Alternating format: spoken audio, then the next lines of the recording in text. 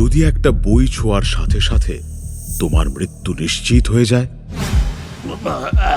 কে আমার বই ছিল? পণ্ডিত জেনে গেছে এই বইতেই লুকিয়ে আছে সব সত্য। তার আঙুল বইটির মলাট স্পর্শ করতেই মুহূর্তের মধ্যে পুরো কক্ষ কেঁপে ওঠে। বেদির চারিপাশের তন্ত্রচিহ্নগুলোতে লাল আলো জ্বলে ওঠে। বীর বিস্ময়ে হাত সরিয়ে নেয়। এ কি হলো? আমি তো সব মায়া ভেদ করলাম, তারপরও কেন এই বইতে হাত দিতে গেলে এমন বাধা আসছে? না না, কিছু তো একটা রহস্য আছে, কিন্তু সেটা কি? অন্যদিকে পণ্ডিত গভীর ঘুমে শুয়েছিল। হঠাৎ তার কপালের তন্ত্রচিহ্ন হালকা জ্বলে ওঠে। সে হঠাৎ চোখ মেলে। কে এসেছে? কার এত বড় সাহস? কে আমার বই স্পর্শ করলো? আমার অনুমতি ছাড়া এই কক্ষে কেউ ঢুকতে পারে না। সে কয়েক মুহূর্ত চোখ বন্ধ করে তন্ত্রের মাধ্যমে অনুভব করার চেষ্টা করে, কিন্তু অন্ধকারে সে কিছুই বুঝতে পারে না। তার মুখ আরো গম্ভীর হয়ে ওঠে। তবে কি বীর? না না, তা কি করে সম্ভব? বীর এত সাহস পাবে কোথা থেকে? এক্ষুনি আসছি আমি। যদি সত্যি বীর হয় তাহলে আজই ওর শেষ দিন।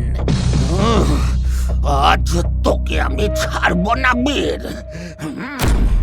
নিষিদ্ধ কক্ষের ভেতরে এখন জাদুকরি আলো ঘুরপাক খাচ্ছে। বেদির চারিপাশে তন্ত্রচিহ্নগুলো লাল হয়ে জ্বলছে। দূর থেকে ভেসে আসছে দ্রুত পায়ের শব্দ। পণ্ডিত এগিয়ে আসছে। এ কি? এদিকে কেউ আসছে বলে মনে হচ্ছে। পণ্ডিত? তাহলে কি পণ্ডিত সব জেনে গেছে? না না, পণ্ডিতকে বুঝতে দিলে হবে না। আমাকে লুকোতে হবে এক্ষুনি। শান্ত হবির, পণ্ডিতের কাছে তুই ধরা দিস না। কিছু একটা কর তাড়াতাড়ি। হ্যাঁ, কিছু একটা করতেই হবে। ঠিক তখনই তার চোখ পড়ে কক্ষের কোণে একটা কালো বিড়াল অন্ধকারে বসে আছে। বিড়ালটা ভয় পেয়ে বীরের দিকে তাকিয়ে থাকে। বীরের চোখে হঠাৎ বুদ্ধির ঝিলিক। হ্যাঁ, পেয়েছি। বীর নিজের চারিদিকে ঘূর্ণি তৈরি করে, বিড়ালটিকে বেদির পাশে বসিয়ে দেয়। বিড়ালটা ভয় পেয়ে বেদির ওপর ছটফট করে।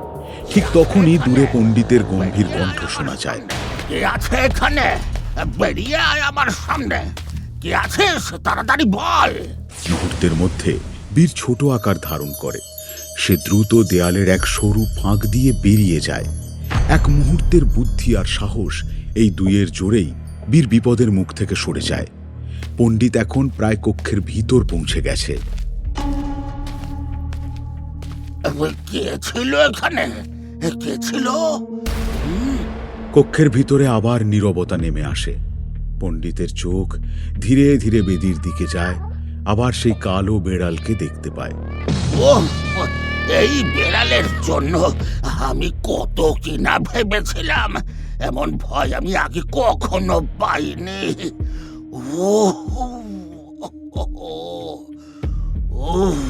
শান্তি। সে কয়েক মুহূর্ত চোখ বন্ধ করে তন্ত্র দিয়ে পরীক্ষা করে, কিন্তু কিছু অস্বাভাবিক খুঁজে পায় না।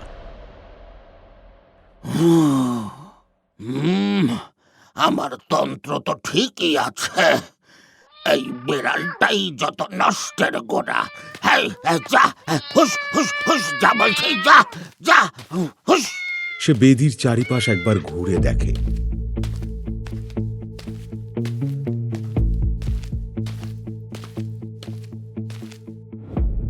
না না, সবই ঠিক আছে। আমি ভুল ভাল কথা চিন্তা করছিলাম। হতচ্ছাড়া বেড়াল। জঙ্গলের অন্ধকার পথ ধরে দ্রুত বেরিয়ে আসে ছোট আকারে রূপ নেওয়া বীর। আশ্রম থেকে একটু দূরে এসে সে থামে।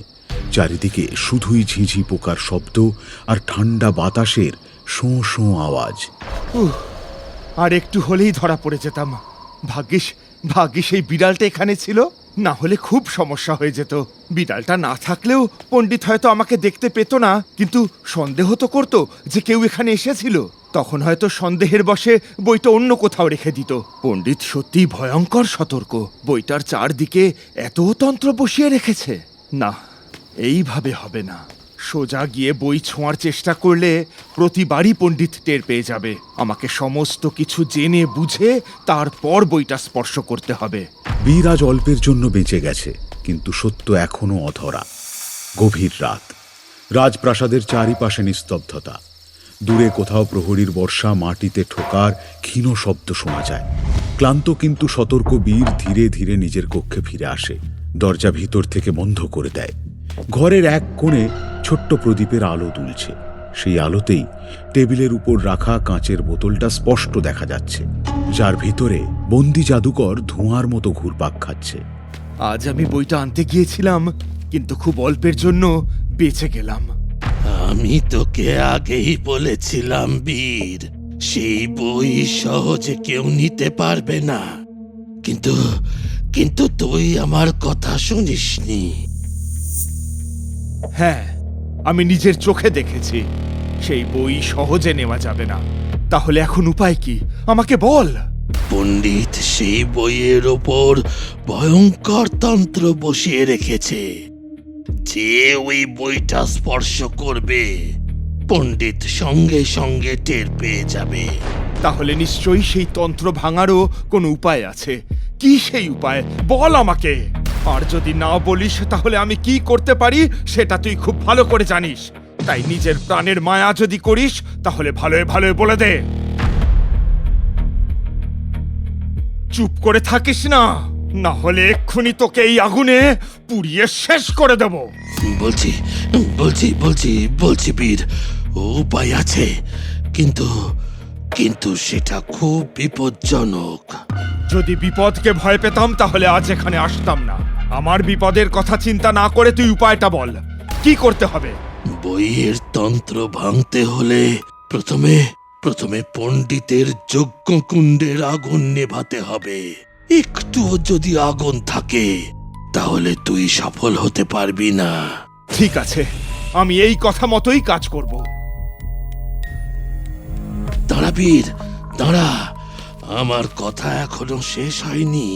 মানে কি বলতে চাইছিস? আমি জানি তুই যজ্ঞের আগুন নিভিয়ে ফেলবি, কিন্তু মনে রাখিস, সেই যজ্ঞের আগুন নেভার সাথে সাথে পণ্ডিতের ঘরেও প্রদীপ নিভে যাবে, আর প্রদীপ নিভে গেলে পণ্ডিত জেগে যাবে।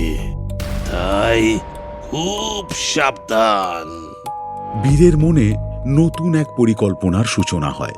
একটি পরিকল্পনা যা সফল হলে সত্যের পথ খুলে যাবে। গভীর রাতের নীরবতার মধ্যে আবার নিজের যজ্ঞকক্ষে ফিরে এসছে পণ্ডিত।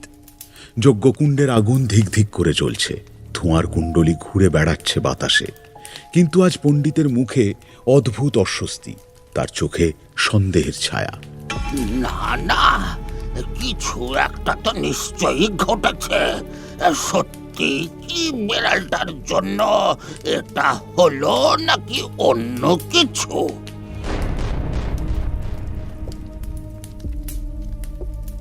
পণ্ডিত ধীরে ধীরে বসে পড়ে, চোখ বন্ধ করে ধ্যান শুরু করে। চারিপাশের ধোঁয়া ঘুরে তার চারিদিকে পাক খেতে থাকে। এই কক্ষে আজ কারো উপস্থিতি ছিল? এতদিন তো এমন কোনো ঘটনা ঘটেনি। তাহলে আজ কেন ঘটলো? এটা কি কোনো অশুভ ইঙ্গিত নাকি কাকতালীয়? বীর, না না না, তা কি করে সম্ভব? যদি বীর হতো তাহলে তো তাকে আমার সামনে দিয়ে বেরোতে হতো। আমি তো কাউকে বেরোতে দেখলাম না। তাহলে জাদুকর, জাদুকর কোথায়? জাদুকর, জাদুকর, জাদুকর! আরে জাদুকর আসছে না কেন? কোথায় তুই? যেখানে থাকিস এক্ষুনি আমার কাছে আয়। পণ্ডিত এখনো নিশ্চিত নয় আজ যা ঘটল তা কি হতে পারে। তার সন্দেহ ধীরে ধীরে একই জায়গায় গিয়ে থামছে। বীর বীর এখন জানে সত্যের পথে এগোতে হলে আগুন নেভাতে হবে, কিন্তু যজ্ঞের আগুন নিভলে পণ্ডিত যে জেগে উঠবে। বীর কি আগুন নেভাবে নাকি নিজের জীবন বাঁচাবে?